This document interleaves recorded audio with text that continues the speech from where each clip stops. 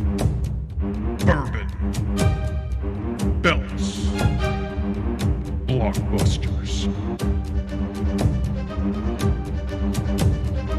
You are listening to the Triple B Podcast.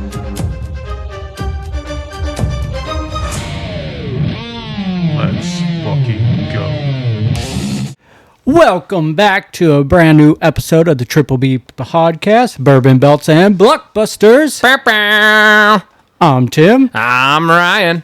and we got a show about sipping on some bourbon and or cocktails. Sure do. We are going to talk about some belts, and then we're going to talk about them Blockbusters. Darn tootin'. We got a pack full episode right before Money in the Bank today, so let's get right to it. Let's do it. This was my cocktail of the week, and I decided to make a Heroes Mint Old Fashioned. So I love the Old Fashioned and was looking for a twist on it and saw this one on the intranet. So what it consists of is our Pendleton straight bourbon aged 10 years. We got some simple syrup, some pressed mint leaves to release the aroma, the oils. Yes. And then 3 dashes of Angostura bitters. And then a little mint sprig to go on top. Little garnish. And then you just stir that together, chill it down, and you got a refreshing cocktail for a hot summer day. Heck yes. Let's get to it. Cheers, brother. Cheers, dog.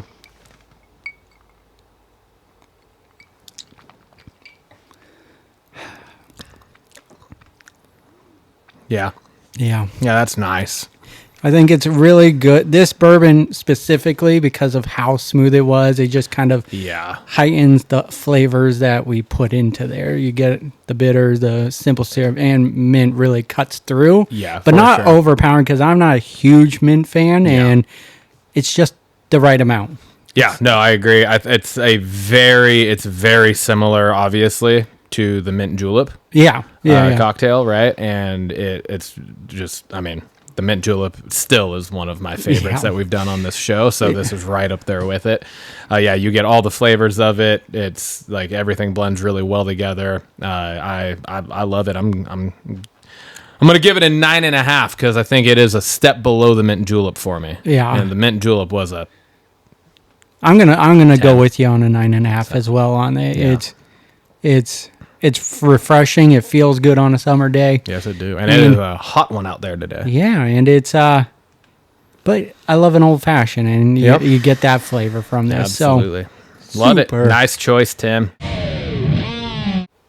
We got our socials. We are at Trip B Pod on Instagram, X, YouTube, and TikTok. We are the Triple B Podcast, Bourbon, Belts, and Blockbusters on Spotify, Apple, and Amazon. And we have our Gmail. It is triplebpod619@gmail.com. Go ahead and hit us up there if you have any sort of inquiries. You got suggestions of anything you want us to watch, moves you want us to do, questions you want us to discuss on the show, anything like that. Go ahead and hit us up there. that brings us over to our Bourbon Talk section of the week, and it is my fact check. And so I got some fact checks for you. How many matches at Money in the Bank? We said 4 last week, and I didn't see any added matches. There's 4 on the episode. When was the last submission match? We were talking about submission match with Becky Lynch and Lyra. Yeah. The last one was in 2021, and it was in NXT UK. And before that, it was on Raw in 2020. And then the last year was a prominent stipulation was in 2019 when they had 5 matches that year. So really there were 5 submission matches in 2019. Wow. So really fizzled out there. Yeah, for sure. Money in the Bank, has it been cashed in on a lesser title? It has, and it was one time. I was right. It was Austin Theory, and it was for the U.S. Championship, and that title was held by Seth Rollins at the time. He was unsuccessful in cashing in, so not only did he cash in on a lesser title, but he was unsuccessful at getting the title. All right. When did Naomi's music change? It changed at WrestleMania Night 1, April 19th. Oh, okay. What were we were talking about the tag team elimination chamber matches, and there's actually been 3. The first one was men's in 2015. Then there was the women's to present the new women's tag team titles. That was to win them for the inaugural time, and that was in 2019. And then the last one was in 2020. There was a men's tag chamber. All three, if I remember correctly, were bangers. So, all right. Has any groups held all the gold we were talking about, like Evolution and why it's 6? The closest I could find, and this was very loose research, but Corporation held the WWE, IC, European, Tag, and Hardcore all at once. Okay. But then there was like the McMahon-Helmsley connection, and they, like, Stephanie had the women's title, but I don't think they had one of the other titles. So gotcha. Okay. The closest thing would be like just the whole group holding it, and like Evolution did that, and there was a handful of others, but no one's held like the full on roster of titles that I could find. Something potentially new. Yep, true. Who was the third woman in the qualifying match on Monday Night Raw? It was Ivy Nile. We said right. Liv, and we said Stephanie Vecchia, but couldn't think of who the third was. Who's the fourth? Oh, so I said, I was talking about the Fatal 4-Way coming up at the Worlds Collide match, and I couldn't think of who the fourth person was. I said maybe Luchacero, but it's Laredo Kid. Okay. Who was the second Money in the Bank winner? It kind of glazed over. I was like, we had Edge, blank, Mr. Kennedy. It was Rob Van Dam that was the second Money in the Bank winner. You said if I looked up a picture of Pete Holmes, I would recognize him, and I do. Yeah. 100% recognize him. And then what was more recent, Modern Family or Parks and Rec? You were right. Modern Family was more recent, and it did end in 2020. It was 11 seasons. But there's also been some more mockumentary shows since then. We said maybe that was the most current, but there's St. Dennis Medical, there's Abbott Elementary, What We Do in the Shadows were just some of the examples I found. I haven't watched any of those. St. Dennis Medical looked funny. I just haven't had the time to watch it. I've heard really good things about Abbott Elementary, and I don't think I've ever heard of What We Do in the Shadows. I think it's on Peacock. Okay. The Cock Stream. And that's what I got for the fact check. Not too bad. Not too bad at all. Bad. All right. That brings us over to our wellness journey check-in number 21. Ryan, lead me through your successes, challenges, and your weigh-in. Yeah, man. My body's just not kind of been hurting the last couple of weeks, so I've still been doing my workouts. I've also been getting like 16 to 20,000 steps in like almost every day. I think there's only like 2 days out of the last 10 or something that I didn't get because my goal that I have on my watch is 15,000. There's only like 2 out of the last 10 or 12 days that I didn't hit that, and so just been up and moving a lot on my feet, and so I have aches and pains and tightness and soreness and all sorts of stuff. So with that, still been getting my workouts in though for the I have for the just not necessarily as consistently as I would like to do certain things, but. And then it's that point in the year where weather's getting hot. It's getting well. Now I got my ACs in, so hopefully that'll make it a little bit better. But the last like 2 weeks was just like there were certain days where it was like we're not fucking cooking inside because our house is gonna bake. Yeah, and it's just way too hot, and so we ended up grilling outside or doing something. And not that grilling is necessarily bad, but just certain food choices and stuff could be better. But all in all, weigh-in, there was no change. I'm still 211.4. So didn't go up, didn't go down, nothing. I'm still sitting right there on the cusp of our goal, and it gives me something to shoot for still in the future. You're just hanging out for me. Yes, me to catch up. I took the You're just taking the plateau. Yeah. Took a little pit stop. But yeah, so that's where I'm at. What about you? Not a lot of challenges other than I'm like you, I'm dealing with some aches and pains throughout the week. But I'm pushing through. I'm getting some very solid workouts in, very consistent, back-to-back 5 workout weeks, 5 workouts per week, and a lot of running, and just I'm feeling really good. Been hearing about my appearance and how much it's looking better, which is just giving me a little boost in motivation, and just it feels good. It feels really good. So not a lot of challenges. Been still doing the calorie counting, and that's been working well. You're right. As you continue to use it, it gets a little bit easier just because it's locking in things that you do you've already had on a regular. So definitely. So I've been playing with that, and it's just holding me accountable. I'm not always under the calories, but I'm keeping an eye on what I'm doing and everything. And so that's been good. And so for my weight loss, I am 224 flat. There you go. So 4.2 pounds down from previous weigh-in. Oh, yeah, man. Total of 38.9 pounds down. So rounding almost to the 40 pounds down total. That's dope. Feeling good. That's awesome, man. Feeling good. Cheers to that. Thank you.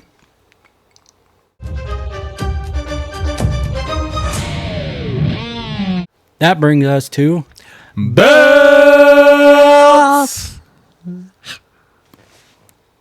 Ryan. What do you want to talk about? Yeah, man. I'm rocking raw this week. It's gonna start it off with what we started off the night with, and that was the fact that the Punk and Sammy segment was fucking great. Yeah, I thought it was awesome. I thought they both just killed it on the mic. The back and forth, the emotion, and the feel of just like the do or die type of thing that they were kind of putting on there for that match later in the night, the qualifier. Sammy, just the emotion that he brings is unmatched. Like it so really good. is. It's insane. And yeah, I don't know. I just thought the whole thing was awesome. It was such a good way to start the show off because it really put like stakes on the show and what was going on that night. So I thought it was great. I love it. I couldn't agree, and it just it just paints that picture. And I'm still thinking that Sammy is the end goal in all of this at WrestleMania. Yeah. Like the way they're painting the picture, like I can't get it right now, but you gotta go for it. And I got your back fully on this. And it was well done. It was just CM Punk is so good on the mic, and he just delivers every single time. Yeah, and for sure. And yeah, so I couldn't agree more. Next point I have here is, and I feel like you're gonna have an opposite opinion of this than I do, but I wrote Karrion Kross as a fucking snoozer, and that he should have been gone when they got rid of AOP. He has done nothing at all since AOP left, and he was doing nothing with AOP.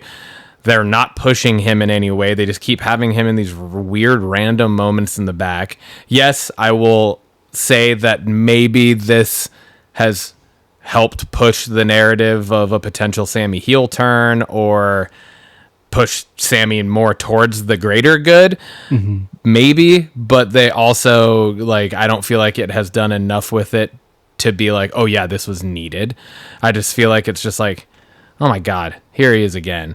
And I'm just kind of over it. I would like them to do something good with him, but it's been a couple of years now and they have done nothing with him. So just to see like them not renew R-Truth's contract, which is like, he has done far more for television and just the shows than Karrion Kross has in his entire career. So, I'm over Karrion Kross, and I was just like, fuck me, what the fuck? So, I mean, I disagree. I know, I knew you would. But I mean, we act like Karrion Kross has a say on what he can do. Like, he's done a lot on the just social media wise to promote himself, and if you watch that, you kind of feel for the guy, and I'm digging what he does on that, but he only gets a brief second or in the background on the show. Yeah. So he's not getting, I agree. I don't think these segments are doing much unless there's a long story here, which would fit Paul's. And I don't think I should clarify. I don't think it's his fault. No, at all. I think it is 100% creative, and it's just like a random. I mean, thing. It's just like New Day. I don't care at all for them. They're a great tag team, but now I could care less. They're both great wrestlers, and I could care less about War Raiders. It's the character work and the creative behind it all that is the snoozer, not him personally as a human being. Yeah, and I don't say he should have been gone with AOP. That's also rough because I'm also like I'm not rooting for anyone to lose their job, but it's like there's a part though where it's like, what is he doing, or what is he doing, or has he been doing that they weren't doing? Yeah, most of the excitement around that group, anyways, was AOP. Mm-hmm. You know, like the shit that they would do because he barely ever did anything. So it was, you know what I mean? Like that was where I was coming at from that. Yeah, but fair enough. I wrote here, Stephanie Vaquer is a boss. She's so fucking awesome. That match was great. I was so stoked that she won that and put herself in the Money in the Bank match. Then we also got that little bit of a potential foreshadowing between her and Rhea Ripley backstage where it was just like a show of respect, but it was also, you were like, oh, you can read between the lines. That's a future fucking blockbuster of a match. That's right there. That's a Mania match. Yeah, that's going to be fucking awesome. So I just wanted to give her flowers there, like welcome to the main roster officially, and fuck yeah, you deserve it, and it's been awesome. I love that. Yeah, like I'm a huge fan of hers. I love that we got 3 newbies in the women's Money in the Bank, and then 3 like veterans, like long-term veterans. So it will be a very interesting one, but very exciting future for the women's division, especially with Stephanie. She is so over with the fans already. Booker T helped a lot with this. Anyways, agreed. And then finally, my last talking point for Raw was El Grande. Really? Like, the 3 people in that match, El Grande Americano's the one that you have fucking take the win to get into the Money in the Bank match. That was, and hear me out, I love the character of El Grande Americano. I love Chad Gable. Phenomenal in the ring. Awesome. And yes, there is the side Pentas in it, and so him and Penta, they've had their stuff. Mm-hmm. But you have Punk and AJ Styles in this fucking match, man. And they both come out of it like they did AJ dirty. Oh yeah. Punk makes sense. Yeah. You have the whole interference, you have Sammy come out, that whole thing, everything gets involved, Jay's out there, that whole thing, it's been the running theme, right? But they did AJ Styles so fucking dirty. AJ deserves to be in this fucking match. He should be in this match. Probably should have been in the match at the expense of Solo Sikoa, who has no business in this match. Yeah. And so I was just like, oh my God. So I was like, I get it, like from certain angles of like Punk not winning and stuff, and also pushing El Grande Americano because he's awesome. Yeah. And I love what they're doing with him, but I was just like, fuck, man. I feel like AJ Styles has not had he has been pushed, obviously. He held the title and all that, but I just don't feel like any of it was all that good, and he hasn't done jack shit since he turned face. Mm-hmm. Like, they haven't put him into anything real beneficial or adequate to who he is since he became a face, and he's a great face. The fan base fucking loves him. He's the same idea as like Randy Orton or any of them that they're just veterans that have been doing this for so long, and they're so good at what they do still in the ring that the fan base is going to cheer for them regardless of whether they're face or heel. And he just hasn't been put in good position. So that was that. I'm not mad about the fact that El Grande Americano's in the match. Yeah. But in that scenario, it was just like, fuck. I think yes, they've done AJ dirty, but they also did. That's a dream match, Punk and Styles, and they did a little face off, but I don't know if they've faced off in the past before, but this was the first time in WWE they're in the ring together, and that's just a dream match all over it. It is, and it was taken away from being a triple threat. And then neither of them won. And like you said, I agree with the Punk. I wanted him in the match, but it also makes sense that he was going to get screwed over. Yeah. the El Grande Americano being in it is going to be good for highlights in the match. But AJ Styles is good. A highlight reel. He's a walking highlight reel. Does he want to do those highlights? That's true, at his age right now? He might have been the one that was like, I'm good.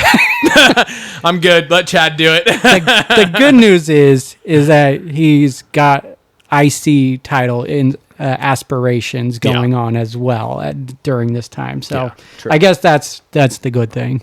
Yeah. That's it. That's what I got for Raw. Going over to SmackDown, got to talk about that opening. Seth Rollins and his Vision of Power group. Yeah. I don't know what they're going to call it, but I just keep on calling him the Vision of Power or something. Yeah. I think it's going to stick, but this fucking group is just incredible. The ovation he got on SmackDown. The SmackDown crowd was just on fire they were in great. general. They were awesome. But I just love this group because it's refreshing. They're a full-on heel group, but they're doing it for us. We're grabbing this power. We're going to lead this industry in the right way, and it's for us. But they're doing it all in the heel way. And I just love how they started decimating the good guys' side of the Money in the Bank playing field throughout the night. I thought it was a nice touch. It's showing how dominant this group is and just going, oof, it's going to be tough for anyone because the lackeys are going to be there, which I think will play on to what happens in that Money in the Bank later on, So I just thought that was well done. And then the face-off of one power group against the other. And now I know Solo's group is not as powerful as it used to be, but you got Jacob in that group. And you got JC, and he's a big, tough guy. And then I feel like you could look at this in two different ways. You had one 100% for sure dream match. Oh, yeah. Right here that we definitely got the second teaser one. For is Jacob Fatu versus Braun Breaker. Yeah. Right. And I was just like, oh my God, this is like drooling almost at this, just the idea of it even being potentially a thing. And then you also have another one that some people might argue could be a dream match, which would be JC Mateo against Bronson Reed. Yeah. That would be a good match because they're both wildly athletic for big short dudes. Yeah. Right. And then you had Solo, but he's so good on the mic, though. He is good on the mic. He really kills is. it. He does. He's grown into it so fucking well. And it was a really cool opening, and I was all for it. That brings me over to we got King and Queen of the Ring returning and culminating at Night of Champions. I like how it's going to culminate there, and they're doing Fatal 4-Ways for the first round. Yeah, which is interesting because the Fatal 4-Way, it's 4 different Fatal 4-Way matches, but then the winners of those just it's just straight to the semis and then the final. So it's only 3 rounds, which seems fast. Yeah. But the idea of a Fatal 4-Way is pretty dope too. Yeah. It would be hard to come up if you want to do a Fatal 4-Way in it. It would be hard to come up with, you would have to have fucking 8 Fatal 4-Way matches to then make it a quarterfinal and then a semi and then a final. So yeah, whatever. I mean, I'm stoked for it, the idea of it. I'm happy that it's not its own PLE like we were talking about last week, and that it's culminating at Night of Champions because that makes sense, right? It culminates at Night of Champions, then you find out who is winning that and gets to face, after the Night of Champions matches, gets to face whoever those champions are at SummerSlam. So it's cool. I like that they're giving it the stipulation of you get a title shot. They're bringing it back from the old days. I like that. Yeah, same. Yeah, I like that a lot. Any early predictions on who the King and Queen will be? Oh, man. No, I don't know. I mean, Jade probably is. I feel like they're going to push Jade for the women's. They interviewed her first about it. That's a good call. I feel like Jade's probably going to be the one that they push for it. I don't feel like it's going to be Stephanie, Roxanne, or Julia because that would be very quick for them to come up to then be called Queen of the Ring. And they kind of did that with Lyra last year. Yeah, they pushed her to the finals. And they might do that with one of them to the finals, right? Yeah. But I feel like they're going to give it to somebody who's been here a year at least, on the main roster.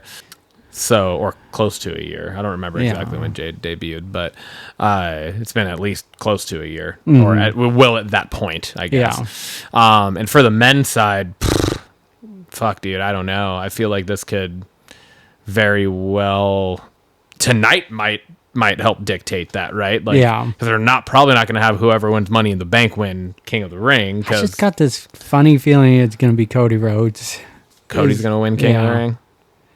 That's my early prediction, and I'm sure he's not in Money in the Bank, and then that puts him back in the title picture for SummerSlam, which has kind of been the prediction, is that he'll end up winning, regaining the championship at SummerSlam. So that's definitely my early one, and I'm sure it's gonna change. But for now, it's Cody Rhodes, and then for the women's side of things, I'm gonna go with I'm gonna agree with you, Jade. I'm gonna agree with you on that.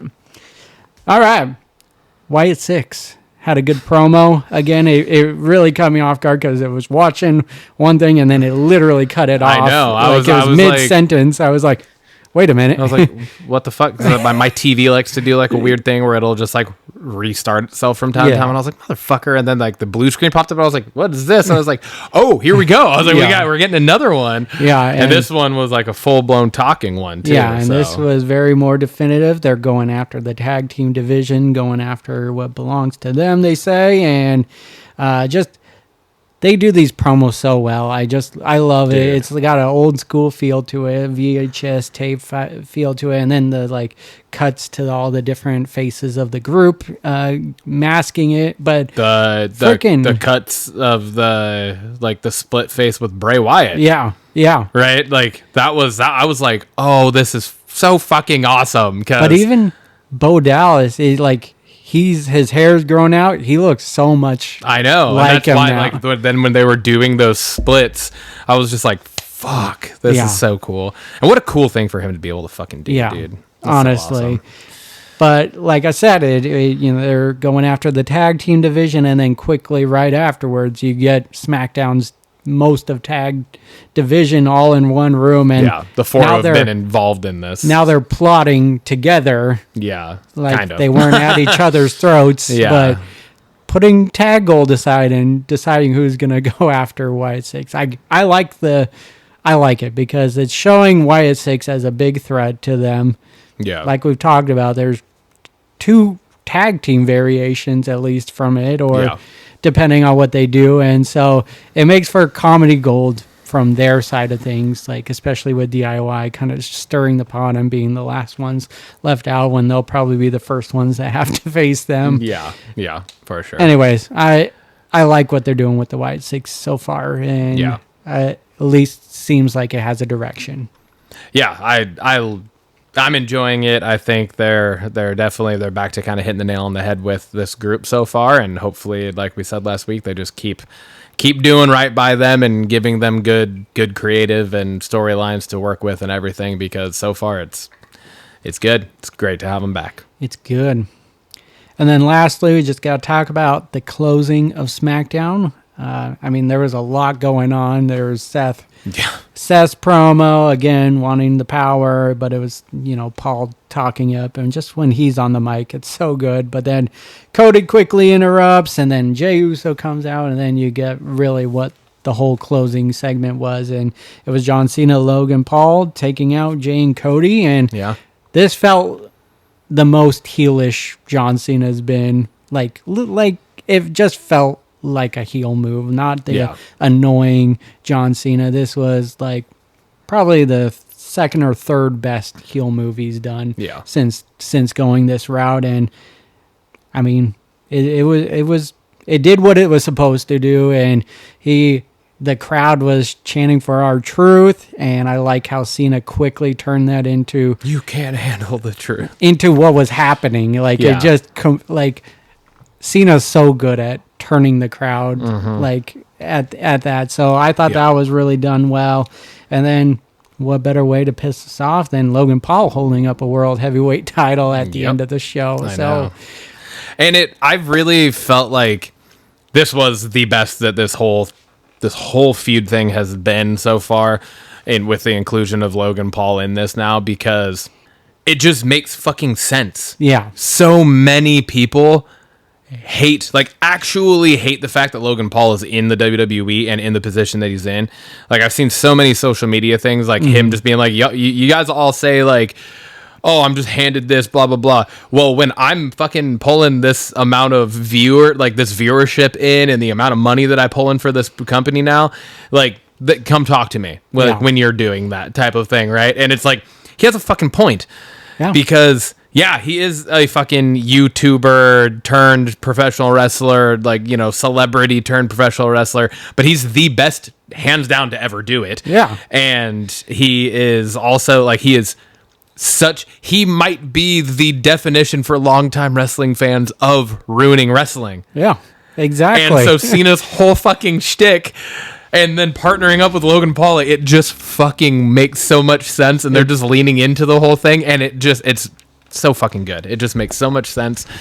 And I was just sitting there, I was like, God damn, they've done this so well. Yeah. And so yeah, and Logan Paul pulls not wrestling fans into wrestling. For sure. Like 100%. And Yeah, that's what he's being used for. Absolutely. And then he's great in the ring. Great in the ring. So, like you can't, and it's to the point where it's like, even as like diehard wrestling fans, you can't knock the dude's in-ring ability. Yeah. I mean, I wish I was that really fucking good. So God, absolutely. But yeah. Anyways, that brings us to the Banger of the week. Brian, what do you got? I'm going with, granted, I do have a qualm with this because it always seems to be these things where it's these fucking awesome matches. Every single time. And in fucking DQ. I already know what you're going to say. But I'm going LA Knight, Aleister Black, because that fucking match was so good. And it was one of those where it's like, it's so good, but it's like, you had no business being that good of a fucking match.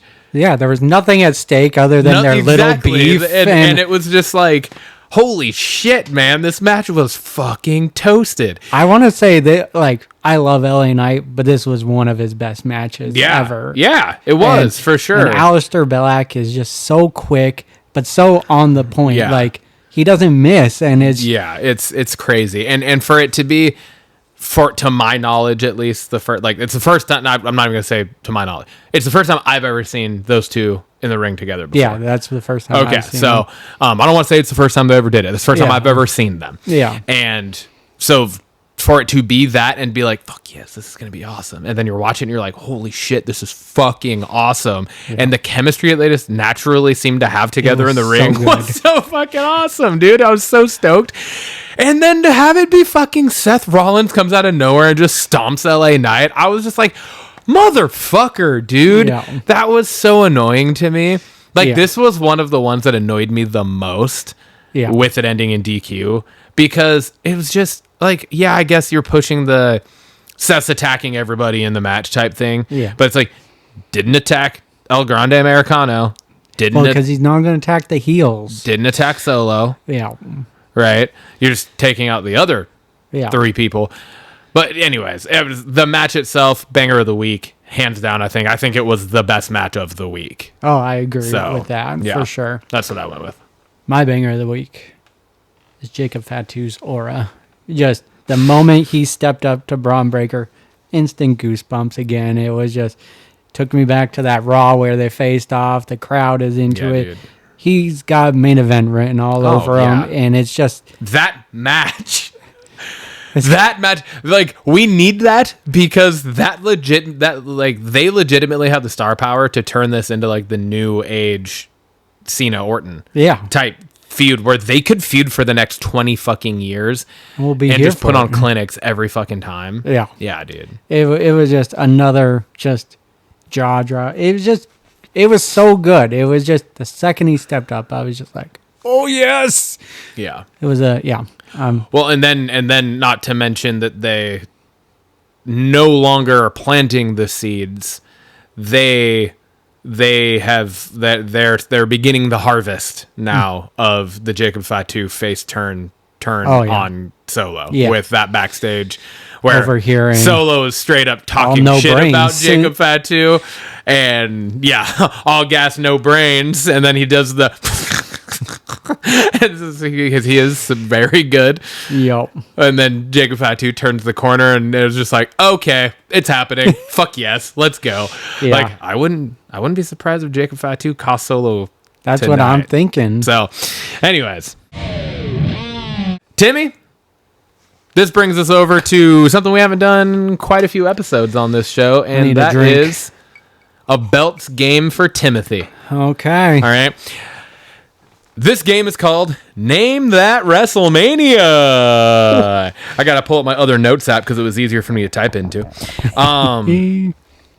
So, the way this is going to work, I'm going to give you 10 clues. Okay? Mm-hmm. And you're going to try to guess what the WrestleMania is after each clue. Okay. Right. And if I say one and you're just like, what? And then you can just be like, next clue. Okay. Right. Like you don't have to necessarily guess after each one if you're just like, I have no fucking idea. Okay. But it's Name That WrestleMania. And don't just go through because there are only 41 WrestleManias. Don't just start naming off every fucking, you know what I mean? 1, like, yeah. 2, 3. God damn it. 4, 5, 6. No. Okay. But the clues themselves have to do with the matches on the match card in order. I will tell you that the last 2 matches that were on that card each have 2 clues.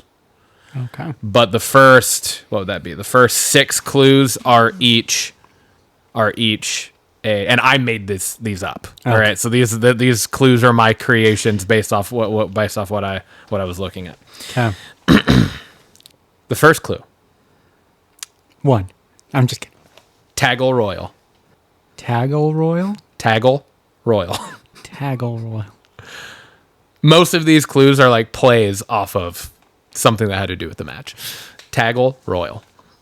Okay. Next clue. I forgot this one for a second. I was like, wait, what am I saying? No clue. LHC. LHC. Not the WHC. The LHC. No clue. And that's not 2 words. It's 1 word. No clue. No clue? No clue. You know that one too, so you're going to be pissed. Yeah. Oh. Okay, next clue. Quadruple H. WrestleMania 2000. WrestleMania 16. No. Okay. No. I forgot to write the WrestleMania number down, but it's not 16. I just realized I didn't write it down. Hold on, real quick. Just make sure I'm not fucking this up. Yeah, okay. Nope, I'm right. Okay. Made me feel better about myself there. I was like, oh crap, I forgot to write which WrestleMania it was down, but I knew it. All right. Next up. Mixed bag. These clues are giving me shit. They're actually giving you quite a lot. I know, I'm sure it is. They're actually giving you quite a bit. So mixed bag. For that clue, think of the same kind of play on words that I used with Taggle Royal. And then this is mixed bag. Yeah. Yeah. So there is a wrestling match stipulation embedded in that, right? Yeah. That I'm sure you can think of. But then the term mixed bag also means... Is this WrestleMania 27? No. Fuck. Next clue. Pebble, Icy, Clover. Ooh.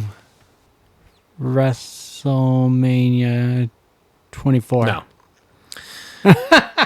Next clue. Oh, wait. Dumpster. Yeah. There's no hidden clue in that. That's just what it is. Yeah. There's no innuendos or anything hidden. That's just what the clue is. Dumpster. So far, this is... Okay, keep going. How many clues left? You have 4 clues left, so now we're getting into the next two are for 1 match. Okay. And then the final 2 are for one match. And I'm going to give you both those clues at the same time. Okay. Okay, so let's go. For the next match, this is clue 7 and 8. The first clue, clue 7, is Tomb Rose Pile Driver. And the second, number 8, is first ever kickout. WrestleMania 15. No. Last 2 clues. Clue number 9, guest. Clue number 10, face turn. WrestleMania 13. No. Fuck. What is it? WrestleMania 14. You said 16, 15, and 13. WrestleMania 14. So, Tag Royal. It started with a tag team battle royal. Okay. Then the no clue LHC was Takemichi Noku. Yeah. Won he had a match and he won the light heavyweight championship. Quadruple H was Triple H versus Owen Hart. Okay. Mixed bag was a mixed tag match. God, I was thinking clue. I was thinking Snooki. I wrote mixed bag because it was. Oh, that wasn't even a mixed match. Fuck. I wrote a mixed bag because it was this kind of like it was Mark Miro and Sable versus Gold Dust and Marlena. Huh? Isn't it Marlena? No. It was like La Vechan or something like that. Luna. No. It was something like that. Yeah. Okay. Pebble IC Clover was The Rock versus Ken Shamrock for the Intercontinental Championship. Dumpster was New Age Outlaws versus Cactus Jack and Chainsaw Charlie. Dumpster match. And then the Tomb Rose Pile Driver was Kane versus Taker, but it was tombstoning Pete Rose at the beginning of the match. That's where I mixed it up. I knew it was the Kane Taker, and I that's why I said 15. Fuck. The first ever kick out was because Kane was the first person to ever kick out of The Undertaker's tombstone. Okay. And then number 9 was guest, and number 10 was face turn. It was Mike Tyson's face turn as I didn't guest even referee. listen to the guest part. Guest referee for the Stone Cold Shawn Michaels match. Yep. Oh my God, the fact that you said 16 earlier and then you said 15 and I was like, oh, you're getting closer. And then for the last 13. One you said 13. I was like, oh no. I don't know. Anyways, yeah. There you go. Yeah. That was fun, though. The face turn, I just was thinking Stone Cold. But different scenario. Yeah.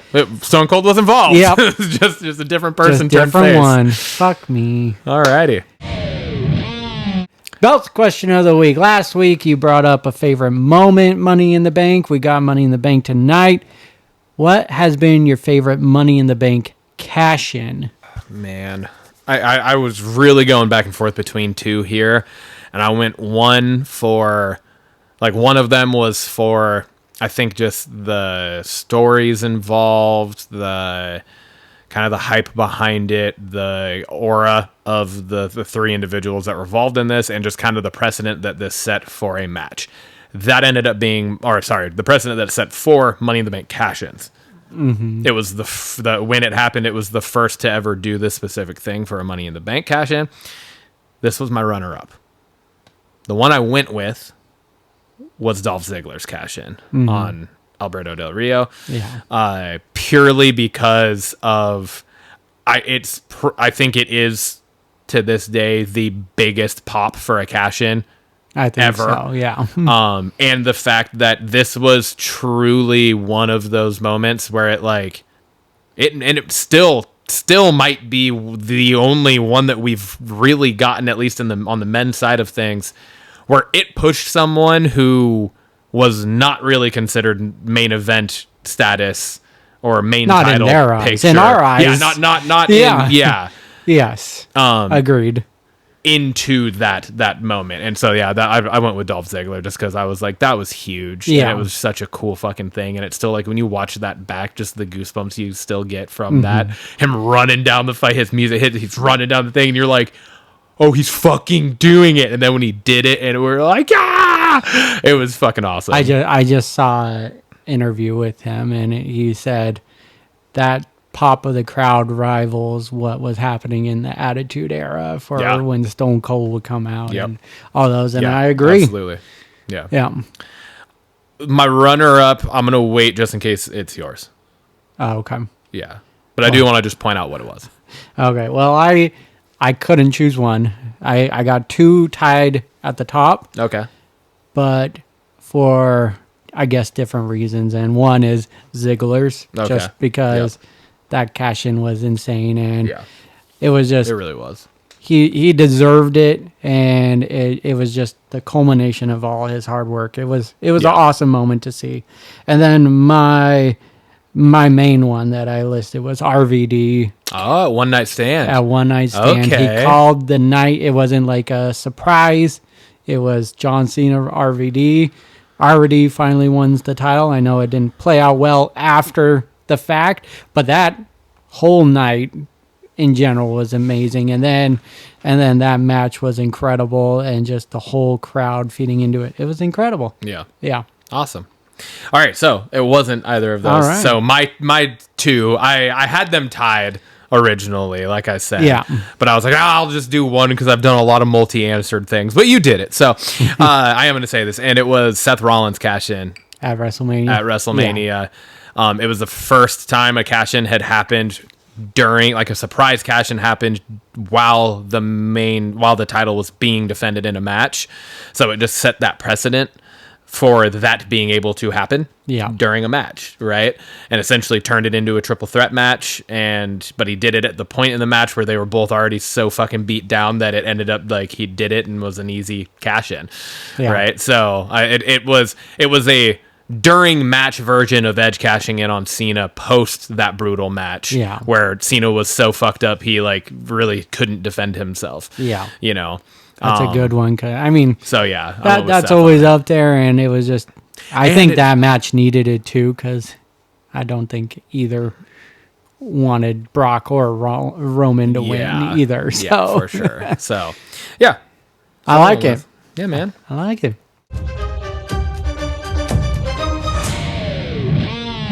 That brings us over to Blockbusters. Bang bang.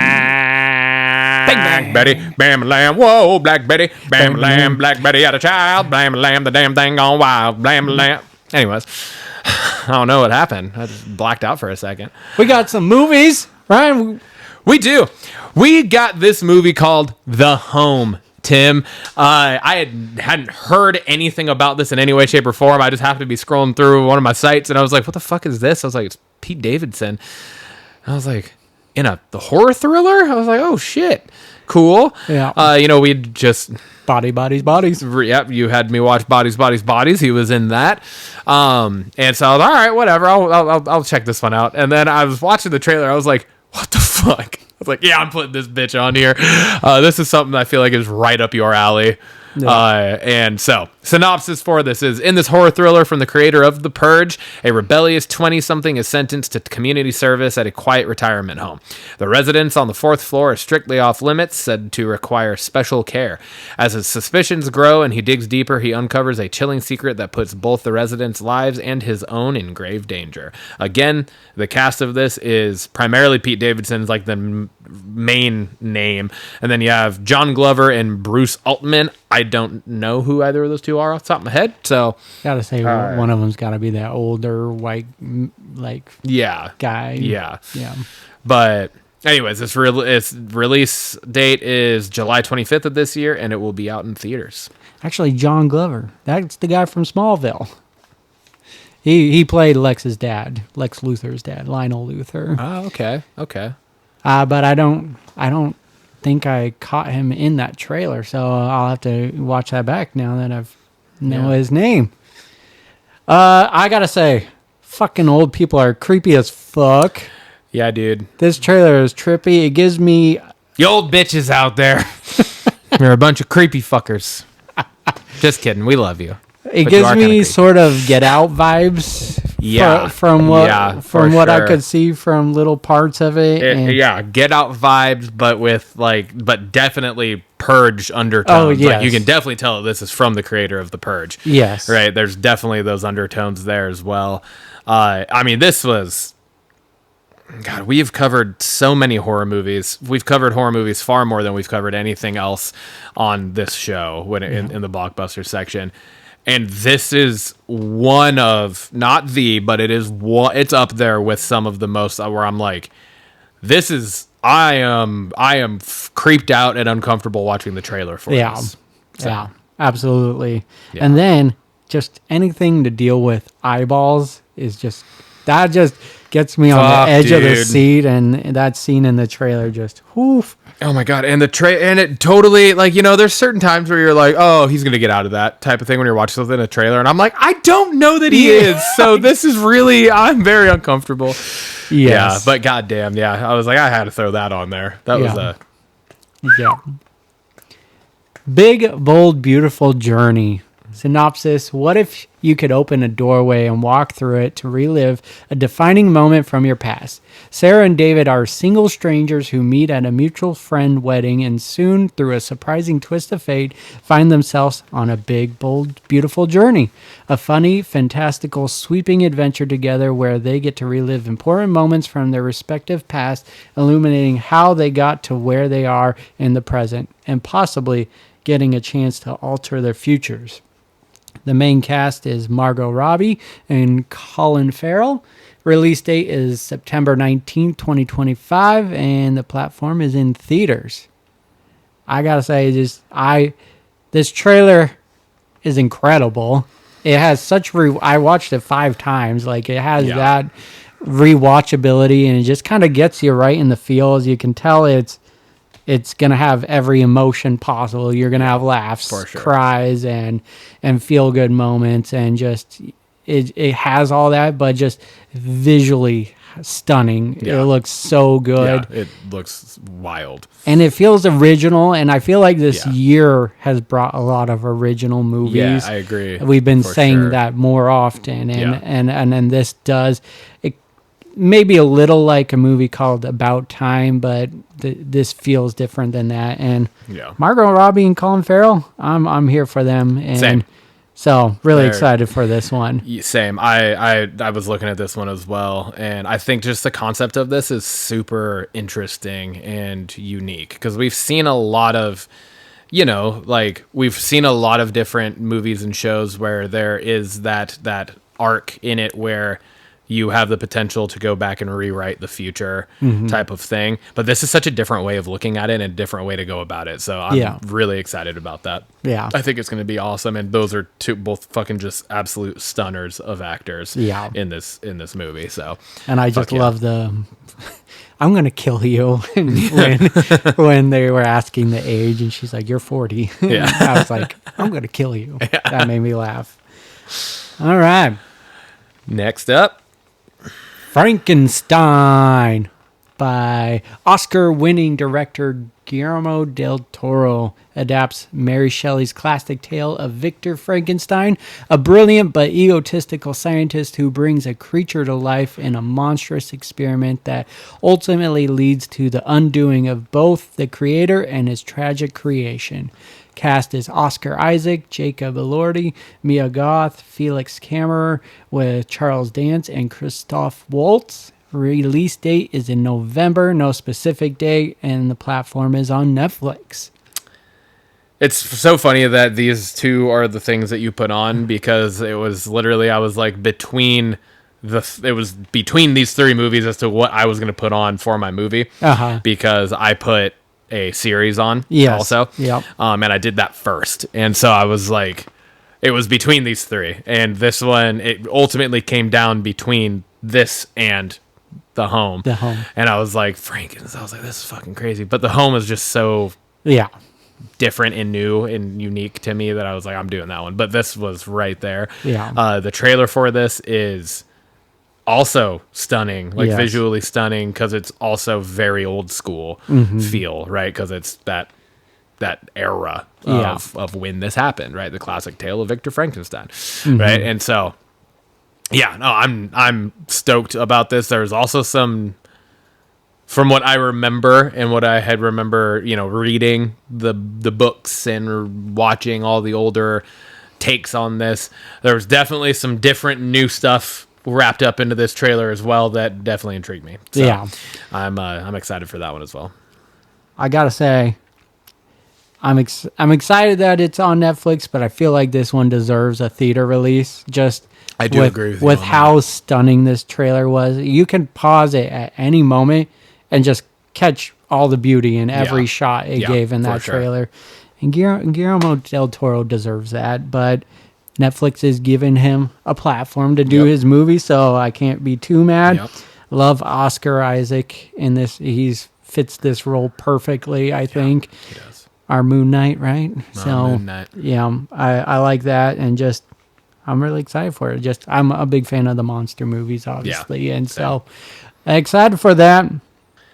Brings us over to series. I threw this one on here. It's the only one we got on here this week, and I have talked about this slightly before in like the follow up in the Fred section before. So I actually got the trailer for it, and it's Dexter Resurrection, which I am so excited about.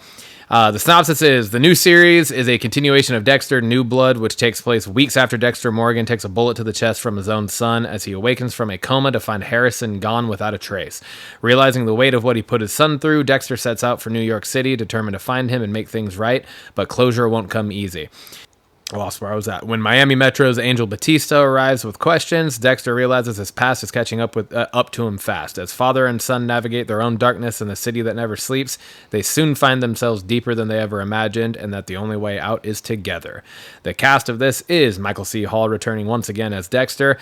David Zayas is Angel Batista. James Remar is Dexter's father, who is his like internal monologue. Mm-hmm. Jack Alcott is Harrison, and then John Lithgow is, I'm very intrigued in this because I'm wondering how they're going about this, but John Lithgow is returning as the Trinity Killer, our new Dumbledore. But yeah, so I'm interested to see that because in the original run, spoiler alert, if you haven't watched this that came out almost 20 years ago, the original run of the show, the Trinity Killer dies, and that was John Lithgow. So I'm very interested to see how he's returning. But it will be start coming out on July 11th of this year, and it will be out, unfortunately, Paramount Plus with Showtime. So it's not just Paramount Plus. You have to have the Showtime addition to it. So I might be signing up for that for a free trial or something if I'm able to watch this show once it's fully out. Yeah. But yeah. I'm excited for this. The trailer got me hyped. Well, don't hate me, but I have not finished the original run, and that's fine. I'm on the season with 7 or 8 seasons. So. I'm on the season with the Trinity Killer. So spoiler alert, spoiled me, but I figured like it was well known when I started watching the show that was that was one of the things already spoiled. So it wasn't a new spoiler. Okay.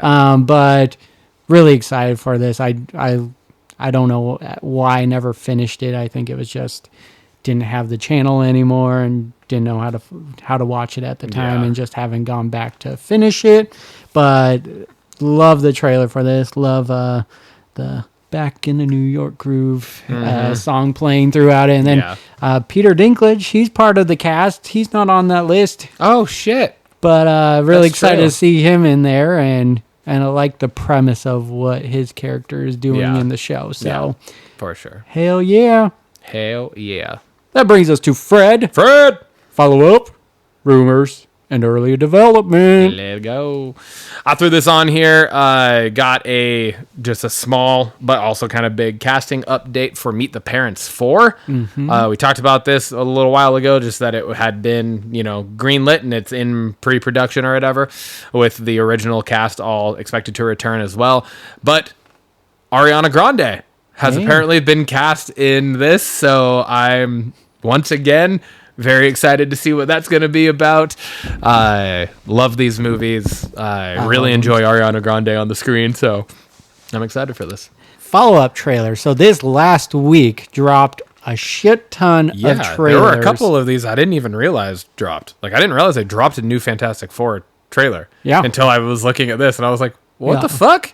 And I never saw the Knives Out one or the Wicked for Good trailer. So I saw the others, But yeah, lots of trailers were released this previous week, and I put all the links in for you to watch those. Oh yeah. So of this list, what are you most excited for? So on this list, there's Black Phone 2, Freakier Friday, Happy Gilmore 2, Alien Earth, Wicked for Good, Fantastic Four, Life of Chuck, and Knives Out, Wake Up Dead Man.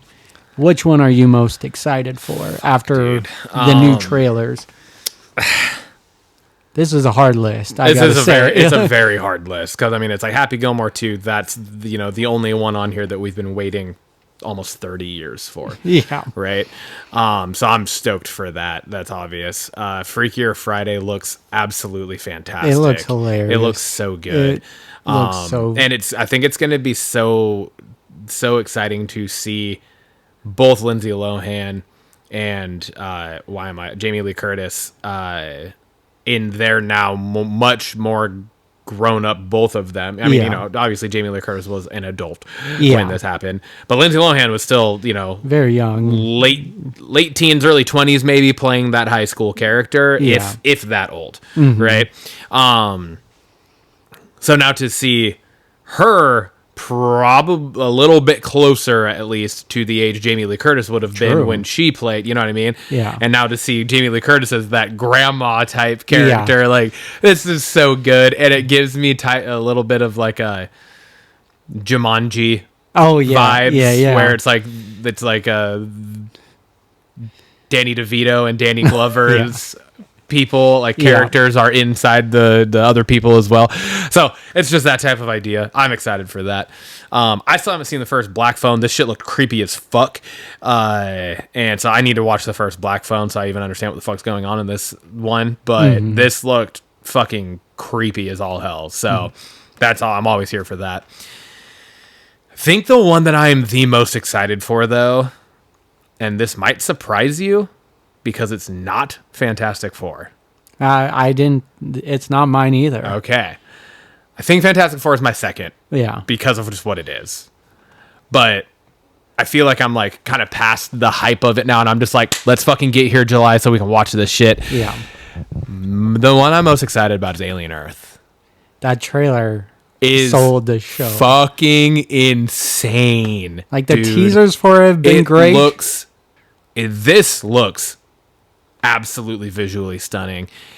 The concept of the whole thing is insane, and they're already within the trailer for this. They're teasing the crossover. Yeah. Oh yeah. I'm sure you heard the clicking. Yeah. The Predator clicks. Yeah. Was happening. The fact that they said that this ship, collected five of the most dangerous, or whatever it said, five of the most dangerous predators or whatever from across the universe or whatever it was, and you're just like, okay. And they've all, like, Noah Hawley, and then is it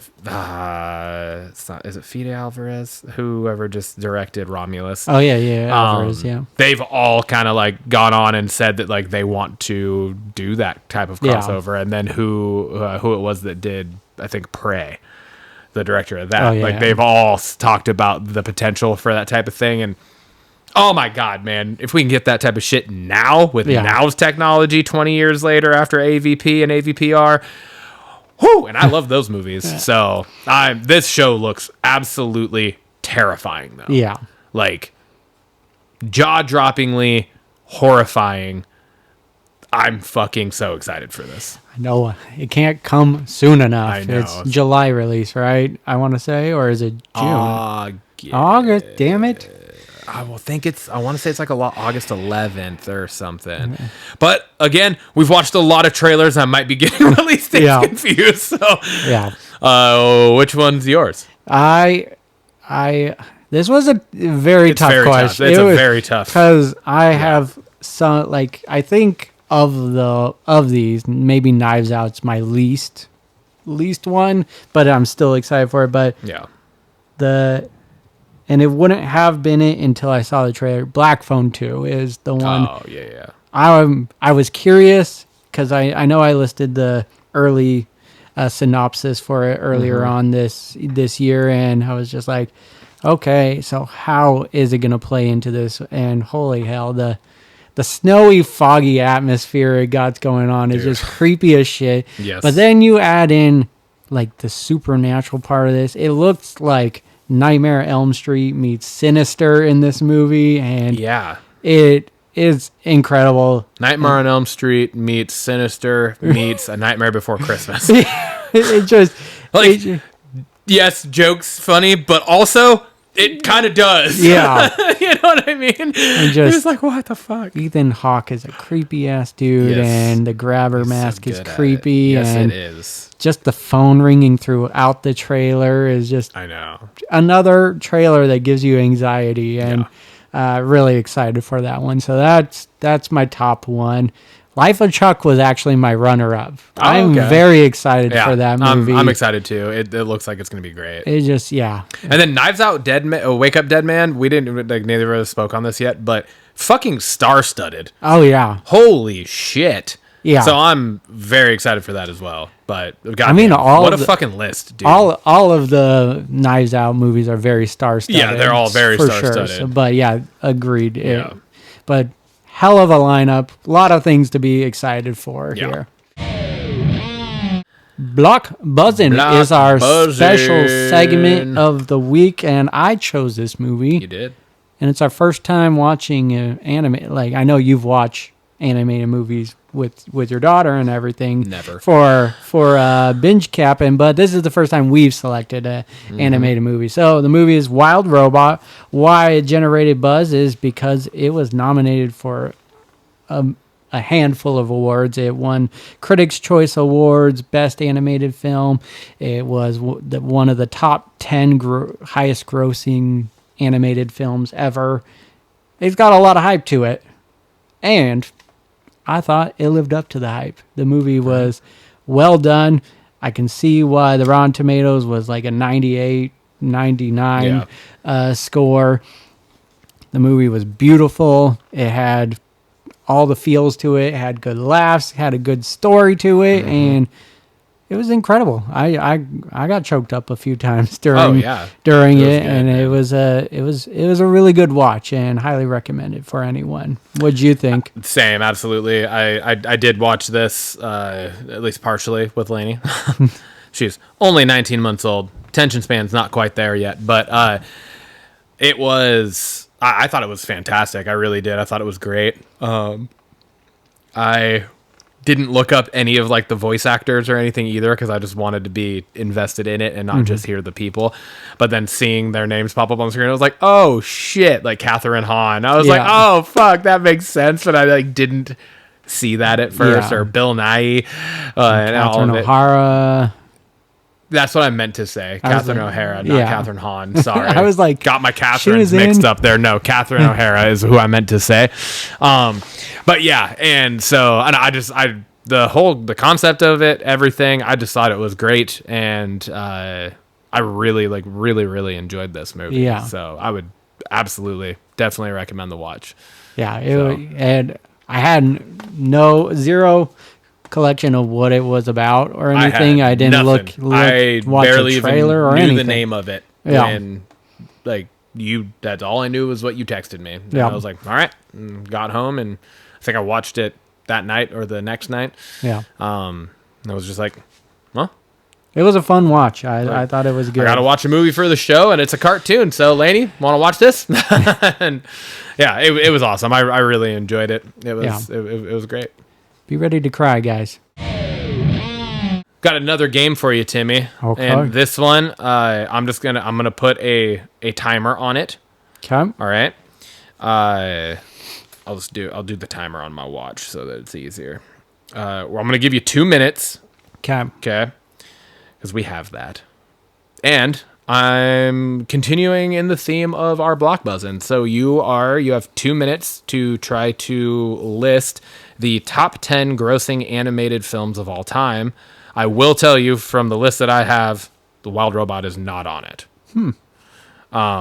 Maybe it wasn't as updated list because I know that's new. Yeah.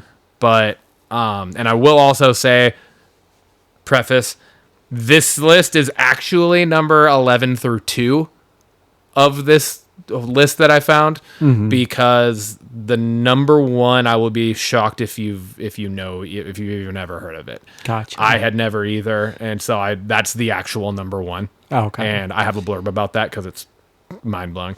Yeah. But so for our 10, top 10 grossing animated films of all time. 1, 2, 3, 4, 5, 6 of them are sequels. Only one of those sequels is the original on the list as well. Okay. Just so you know, just to kind of give you a little bit of an idea there. You have 2 minutes on the clock. 3, 2, 1, go. Incredibles. Incredibles is not on the list. Incredibles 2. Incredibles 2 is number 6. Okay. Coco. Coco's not on it. Luca. Nope. Toy Story 4. Toy Story 4 is number 8. Toy Story 3. Toy Story 3 is number 9. Okay. We got... Oh, shit. Why can't I think? Oh, crap. Inside Out? Is that what it's called? Inside Out is not on it. Inside Out 2? Inside Out 2 is number 1. Wow. For this. So I got 4. Holy crap. Yes. We got Toy Story 2? Nope. Okay. Toy Story? Nope. All right. We got Beauty and the Beast. Nope. Big Hero 6. No. Fuck. You got 1 minute left. There's only one that is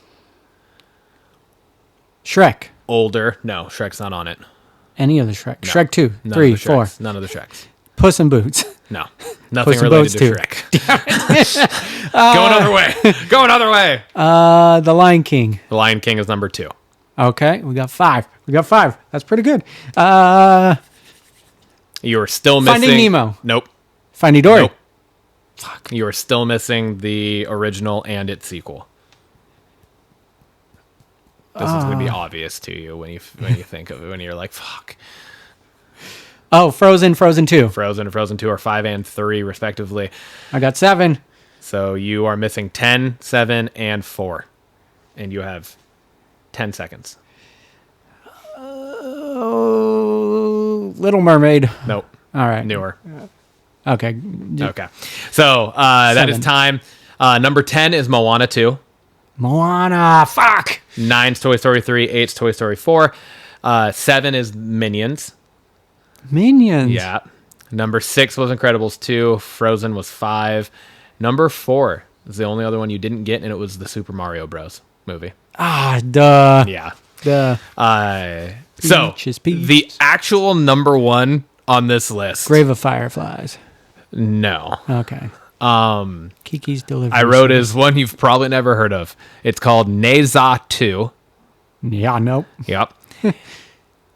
Its total gross so far is $2.2 billion. It's the highest grossing film in a single box office territory. It's the highest grossing animated film ever.